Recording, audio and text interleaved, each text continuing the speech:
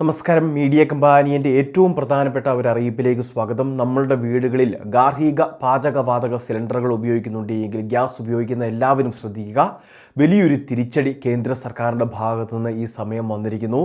സാധാരണക്കാരെ ബാധിക്കുന്ന ഒരു പ്രധാനപ്പെട്ട കാര്യം, ഗ്യാസ് സിലിണ്ടറിൻ്റെ റേറ്റ് കൂട്ടിയിരിക്കുന്നു. അത് മാത്രമല്ല, ഇനി ഗ്യാസ് ബുക്കിങ്ങിനുൾപ്പെടെ, അതായത് റീഫില്ല് ബുക്ക് ചെയ്യാനുൾപ്പെടെ നിയന്ത്രണങ്ങൾ കൊണ്ടുവന്നിരിക്കുകയാണ്.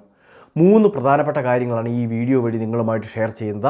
അറിയിപ്പ് പൂർണ്ണമായിട്ടൊന്ന് ശ്രദ്ധിക്കുക. എല്ലാവരിലേക്കും ഷെയർ ചെയ്ത് എത്തിക്കൂടി വേണം.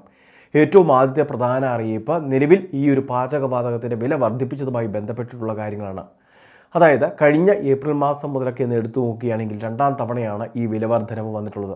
കഴിഞ്ഞ ഏപ്രിൽ മാസമൊക്കെ 50 രൂപയുടെ ഒരു വർധനവ്, അതിനുശേഷം ഇപ്പോൾ വന്നിട്ടുള്ളത് 60 രൂപയുടെ വർധനവാണ്.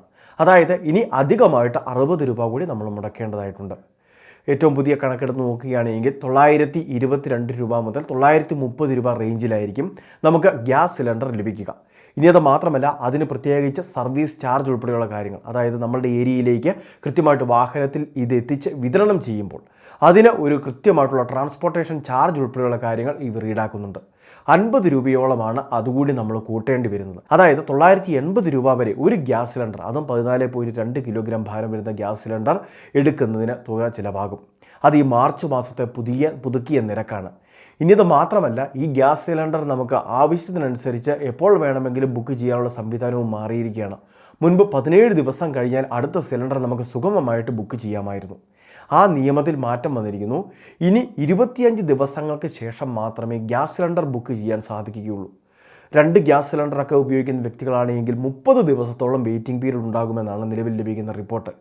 ഏറ്റവും കുറഞ്ഞത് 25 ദിവസം പിന്നിടണം. അല്ലാത്ത പക്ഷം, അതായത് ഇനി 2 ഗ്യാസ് സിലിണ്ടറൊക്കെ ആണെങ്കിൽ 30 ദിവസത്തോളം വരുമെന്നൊക്കെയാണ് അർത്ഥം.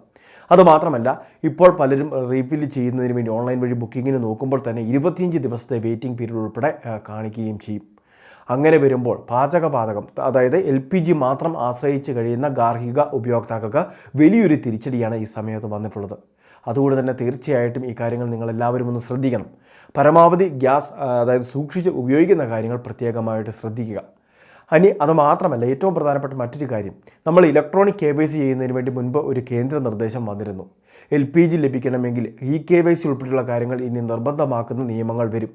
കാരണം ഇപ്പോൾ നമുക്കറിയാം, ഈ വിലവർദ്ധന ഉൾപ്പെടെയുള്ള കാര്യങ്ങളെല്ലാം സംഭവിച്ചിട്ടുള്ളത് പശ്ചിമേഷ്യൻ രാജ്യങ്ങളിലെ യുദ്ധസമാനമായിട്ടുള്ള സാഹചര്യത്തിലാണ്. അതായത് നമ്മളുടെ രാജ്യത്തുള്ള LPGയുടെ കരുതൽ ശേഖരം ഉൾപ്പെടെ തീരാൻ പോകുന്ന ഒരു സാഹചര്യം ഉണ്ടാവാൻ സാധ്യതയുണ്ട്. അതുമാത്രമല്ല, വില വർദ്ധിപ്പിക്കാതെ നിവൃത്തിയില്ലാത്ത ഒരു സാഹചര്യം. പക്ഷേ ഇത് സാധാരണക്കാരെ വലിയ ബുദ്ധിമുട്ടിലേക്കാണ് കൊണ്ടെത്തിക്കുന്നത്. അതുകൊണ്ട് തന്നെ ഇന്ധനം സൂക്ഷിച്ച് ഉപയോഗിക്കുക. അതുമാത്രമല്ല, നിലവിൽ ഇപ്പോൾ വില വർദ്ധിപ്പിച്ച സാഹചര്യത്തിൽ ഇനിയെങ്കിലും ഗ്യാസ് സിലിണ്ടർ മുടങ്ങാതെ ലഭിക്കണമെങ്കിൽ KYC പോലുള്ള കാര്യങ്ങൾ ചെയ്തിട്ടില്ല എങ്കിൽ അത് പൂർത്തിയാക്കുകയും വേണം.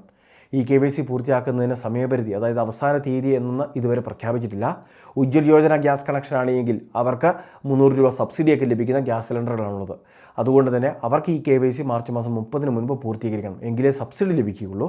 അല്ലാത്ത, നിലവിൽ നമുക്ക് മുൻപ് ഗ്യാസ് സബ്സിഡി ലഭിച്ചിരുന്നതാണ്, ഇപ്പോൾ ലഭിക്കാത്ത ഗുണഭോക്താക്കൾ, പാചകവാതകം ഉപയോഗിക്കുന്നവർ, അങ്ങനെയുള്ളവരെല്ലാം തന്നെ KYC അത് ഒരിക്കലെങ്കിലും ചെയ്തിരിക്കേണ്ടതാണ്. അത് നമ്മുടെ ഏജൻസി മുഖാന്തരമോ അല്ലെങ്കിൽ സ്മാർട്ട് ഫോൺ വഴിയോ ഒക്കെ ചെയ്യുന്നതിന് വേണ്ടി സാധിക്കുന്നതായിരിക്കും. വളരെ പ്രധാനപ്പെട്ട ഒരു ഇൻഫർമേഷനാണ് ഷെയർ ചെയ്തത്. എല്ലാവരിലേക്കും ഈ പ്രധാനപ്പെട്ട അറിയിപ്പ് ഷെയർ ചെയ്തെത്തിക്കുക. ഇതുപോലുള്ള പൊതു അറിയിപ്പുകൾ കൃത്യസമയത്ത് ലഭിക്കുന്നതിന് ചാനൽ സബ്സ്ക്രൈബ് ചെയ്യുക, ഫോളോ ചെയ്യുക.